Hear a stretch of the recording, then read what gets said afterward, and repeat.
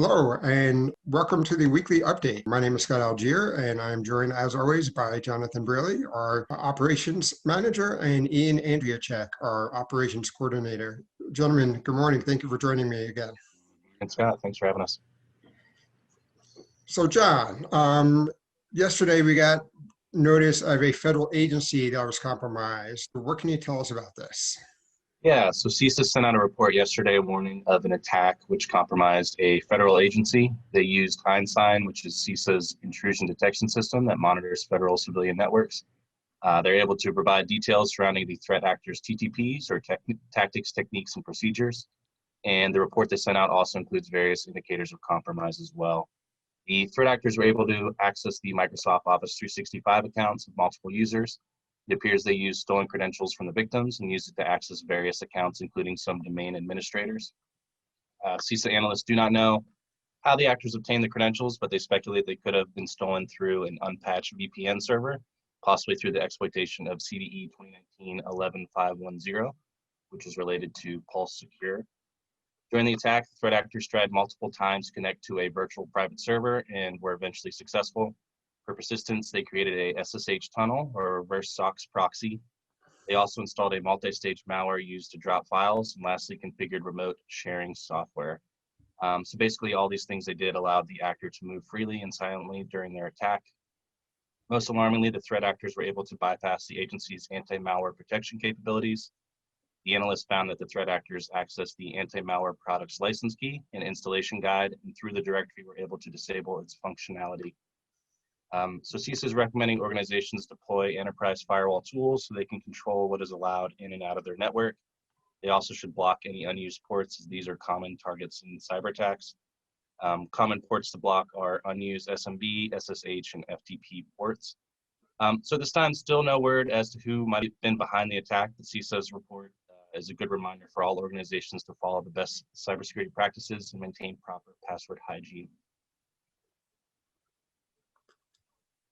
Yeah, thank you, John. So I'm sure that there's more on this as the days go by, and we will, of course, keep all of our clients up to date on this as well.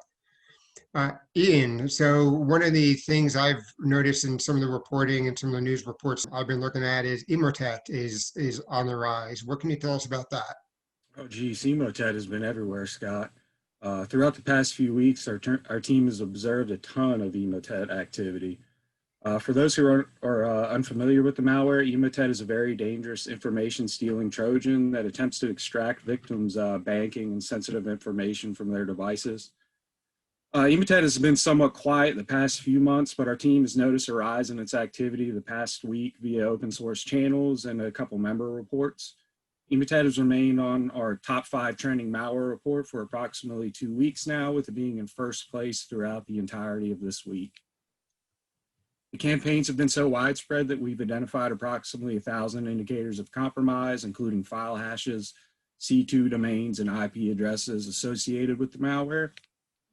When delivered through mouse spam campaigns, Emotet typically arrives in the form of malicious macro documents and JavaScript files, titled as your invoice, payment details, or just fake shipping labels. However, the Emotet gang was seen recently switching their game plan from the typical malicious macro deployments to hiding the malware within password-protected zip archives. By placing a password on the archive, the malware has been able to slip past email security gateways and endpoint antivirus, as the security controls cannot effectively scan the content for malware.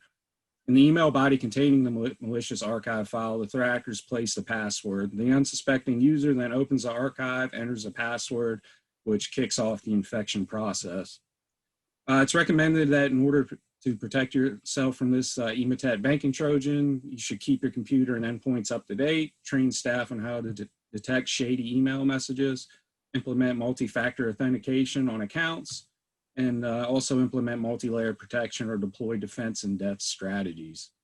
If members have access to our TrueStar platform, please feel free to make use of the IOCs we've uploaded throughout the week. Our team will continue to monitor any Emotet activity closely and upload any new indicators of compromise as we find them. Yeah, thank you, Ian. So this is something, as you mentioned, we'll definitely keep an eye on.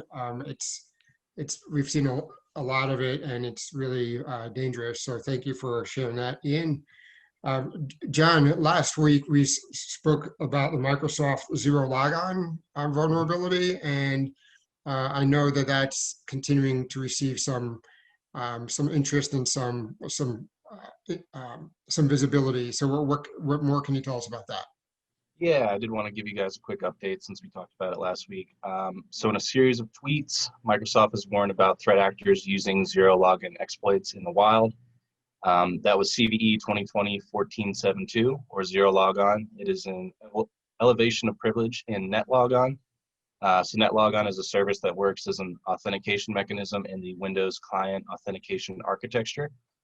Basically, it verifies logon requests and registers, authenticates, and locates domain controllers. So exploiting this vulnerability allows the attacker to turn off security features and change the computer's password in Active Directory.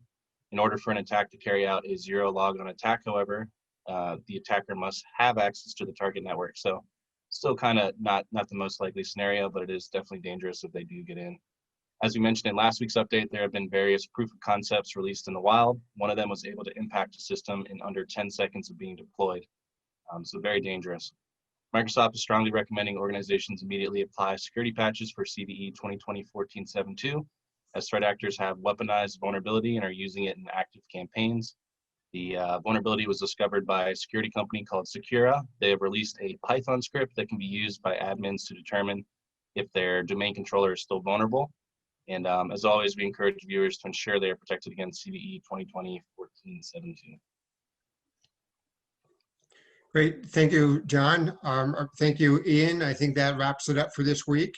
We appreciate everyone's joining us today, and we look forward to next week's update. Thank you all.